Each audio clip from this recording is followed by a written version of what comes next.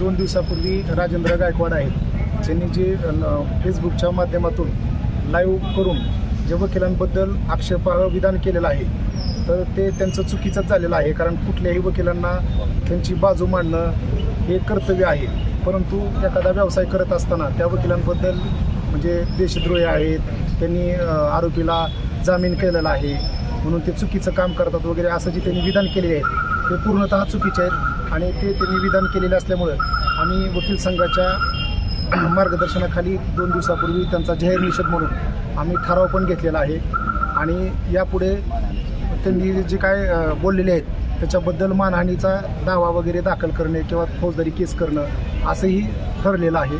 आणि त्यांनी यापुढे जर काय असं गैरकृत्य केलेलं असेल तर त्यांचं आम्ही म्हणजे समर्थन करणार नाहीत किंवा त्यांचं वकीलपत्रही कुणी घेणार नाही असं आम्ही वकील संघटनेने ठरवलेलं आहे.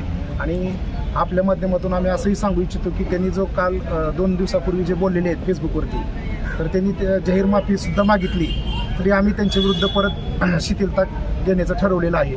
तर त्यांनी वकिलांबद्दल जे काय बोललेले आहेत त्याची जाहीर म्हणजे फेसबुकच्या माध्यमातून लाईव्ह येऊन त्यांनी आमच्या वकिलांबद्दल जे काय बोललेले आहेत त्याची जाहीर माफी मागावी हे आम्ही तुमच्या माध्यमातून त्यांना कळवू इच्छितो.